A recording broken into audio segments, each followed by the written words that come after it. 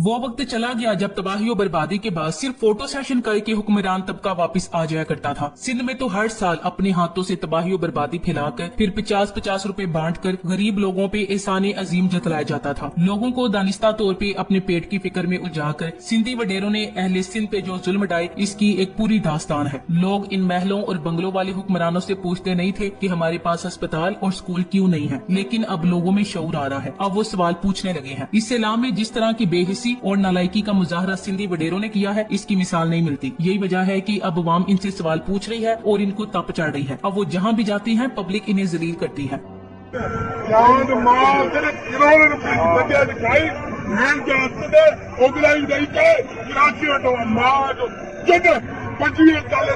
दिल खून के आंसू रोता है। जिस सिंधी कौम ने इनको नहीं इनकी नस्लों को भी अरबपति बनाया है, वो आज अपने महलों में आराम कर रहे हैं और सिर्फ फोटो सेशन के लिए बाहर निकलते हैं। सिंध डूब रहा था, बच्चे माए बहनें डूब रही थी, आज सिंध डूब चुका है। लाशों पर लाशें मिल रही हैं। इन तमाम लाशों में से, इन तमाम घरों में से मिनिस्टर या फिर सीएम के घर का कोई फर्द नहीं डूबा, कोई बच्चा नहीं डूबा, कोई बड़ा नहीं डूबा, क्योंकि भुट्टो जिंदा था और गरीब तबाह बर्बाद हो गया। 80% सिंध को डुबोने में सिंध के अपने शामिल है। अपना समझ कर जिनको सिंध की अवाम ने वोट दिया था, वही सिंध की अवाम के मुजरिम और अवाम के हुकूक गज्ब करने में शामिल है। कुंबर और शहदाद कोट क्यों डूबा, ये सवाल पूछना बुरा लगता है। लड़काना से एमपीए सरदार खान चांडियों ने अपना आबाई कब्रिस्तान और इसमें मौजूद अपने बाप की कब्र बचाने के लिए बंद तोड़कर पानी का रुख कुंबर और शहदाद कोट की तरफ मोड़ा। अपने बाप की कब्र बचाने के लिए कुंबर और शहदाद कोट की लाखों की जिंदा आबादी को डुबो दिया गया है। और यही हाल शर्जील मेमन ने अपनी जरिए अराजी बचाने के लिए साथ वाली आबादी को डुबो दिया है। वहाँ से लोग वीडियोस भेज रहे हैं सबूत के साथ, लेकिन सिंध गवर्नमेंट अपने वुजरा को लगाम डालने पर तैयार ही नहीं है। जरदारी की बहन फरियाल तालपुर ने अपनी जरी जमीनों को बचाने के लिए सैलाब का रुख आबादी की जानी मोड़ दिया। तमाम सिंधी वडेरों ने इस सैलाब में यही शर्मनाक किरदार अदा किया। अब ये अवाम में फोटो सेशन के लिए जा रहे हैं और वो सवाल पूछ रहे हैं कि हमें क्यों डुबोया गया, हमारे नाम जो इमदाद ली गई वो हम तक क्यों नहीं पहुंची, आपके डेरे कैसे बच गए, आपके खेत कैसे महफूज रहे, आपके घरों की तरफ सैलाबी पानी क्यों न गया।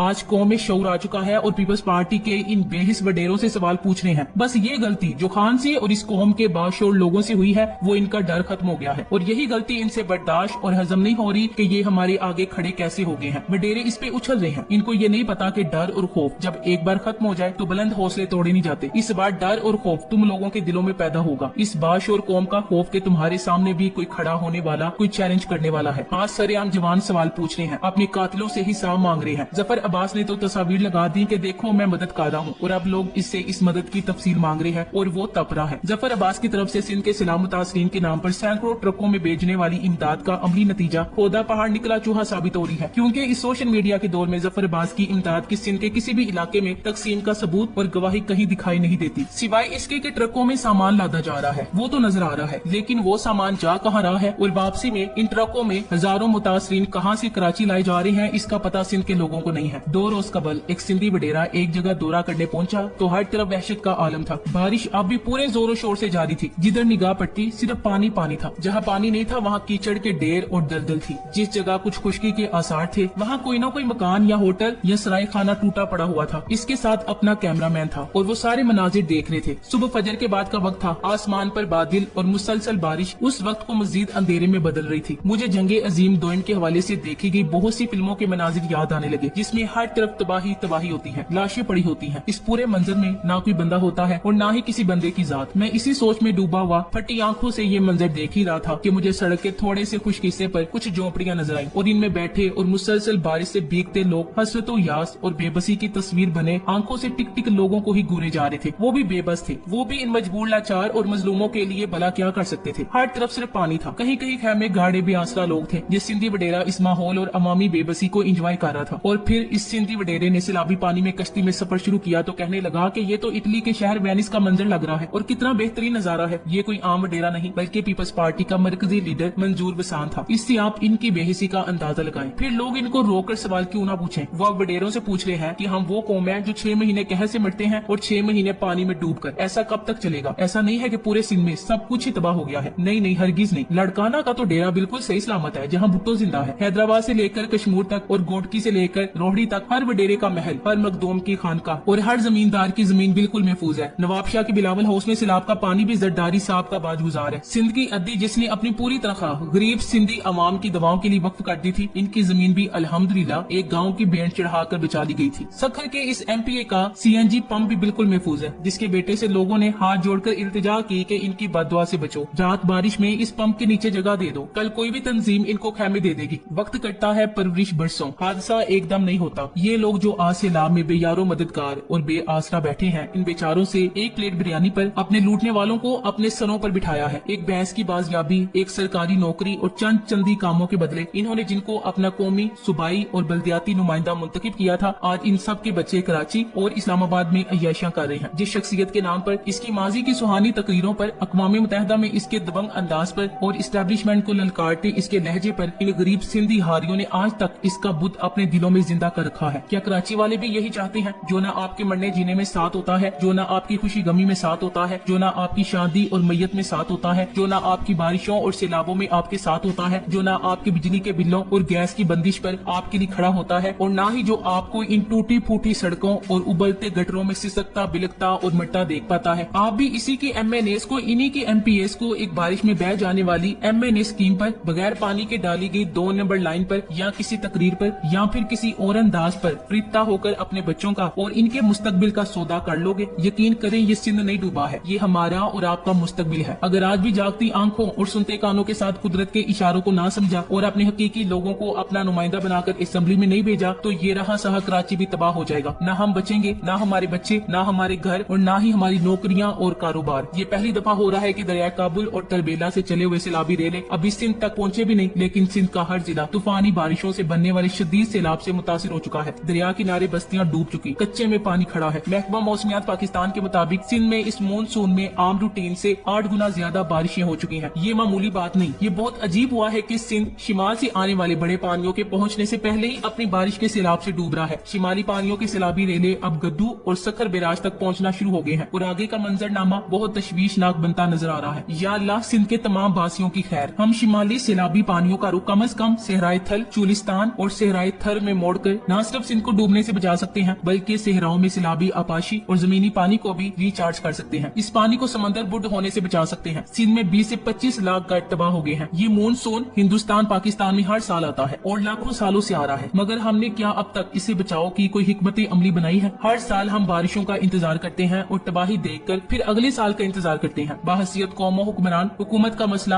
अवाम को दहशतगर्द साबित करना है। लोग मर रहे हैं, माल मवेशी लोगों के तबाह हो गए, खुले आसमान के नीचे बैठे हैं, बीमार हो रहे हैं, जबकि ये सियासत खेल रहे हैं। पीपल्स पार्टी कितनी बेहिस और नाअहल है। इनकी तरजीहात में सिंध शामिल ही नहीं कि कुदरती आफात का मुकाबला कैसे करेंगे। इमरजेंसी रिलीफ और बहाली को लाजमी मजमून कर दें। स्कूलों कॉलेजों में स्विमिंग को लाजमी करार दें कि अगर ऐसी सूरत हाल हो, कैसी अपनी और अपने अहले खाना की जान बचानी है, किस मकाम पे जाना है, अचानक पानी आ जाए तो क्या एहतियाती तदाबीर इख्तियार करनी है। टेंट, अद्वियात, खैमे, जरूरी सामान हुकूमत को कम अज कम आबादी का 50% के हिसाब से हर वक्त तैयार रखना चाहिए। आज सिंध में 10 लाख खैमे चाहिए और हैं बस 1,50,000। इनमें एक भी हुकूमत ने नहीं दिया।